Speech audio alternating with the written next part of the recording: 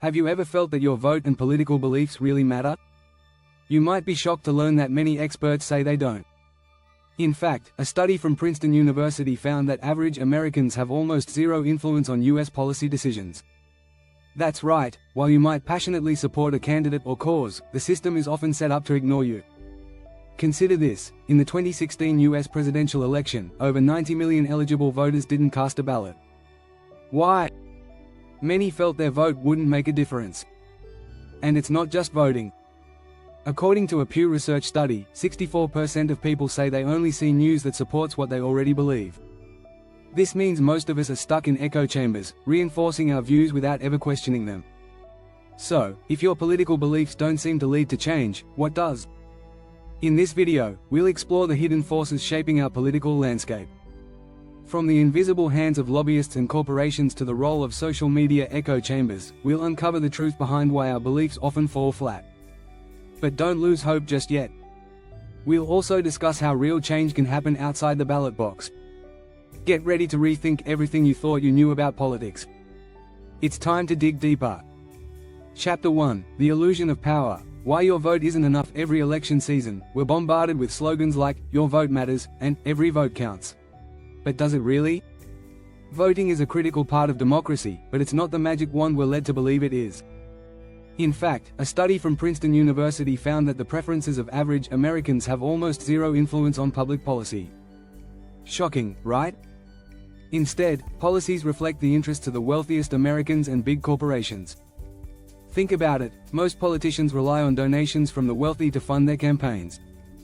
In 2020 alone, super PACs, political action committees, spent over $2.6 billion influencing elections. That's not money from average voters.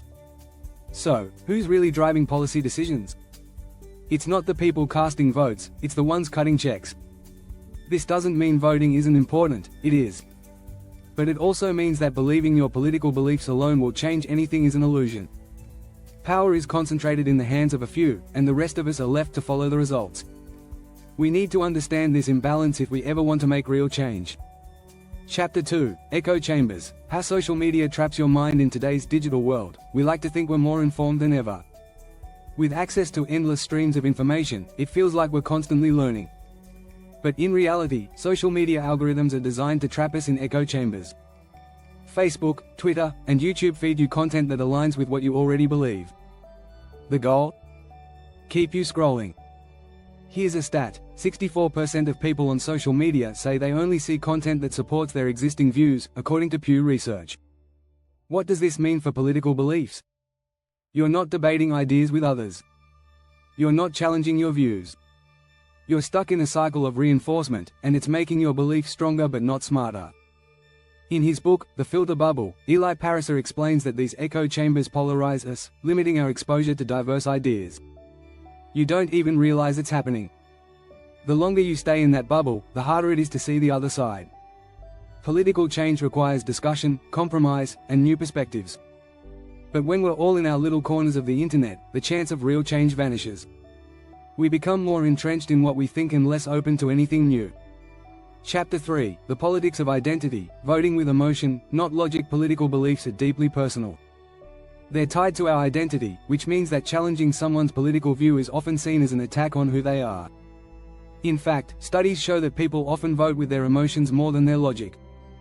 This is known as identity politics, where political preferences are rooted in who we see ourselves as rather than policies that might benefit us.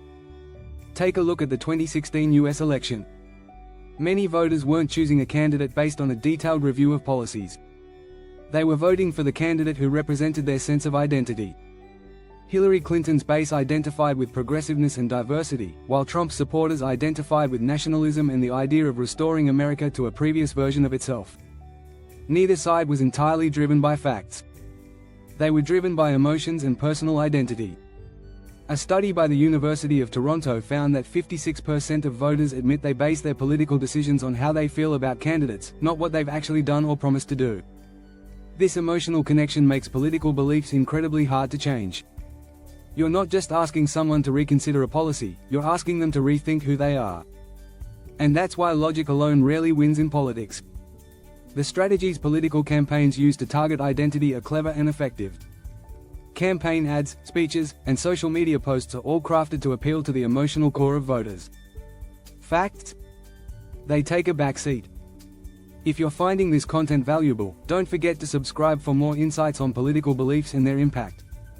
Chapter 4: Puppet Masters, the invisible hands controlling the agenda. While we argue over political parties and policies, there's a deeper layer most of us miss: the influence of lobbyists, corporations, and special interest groups.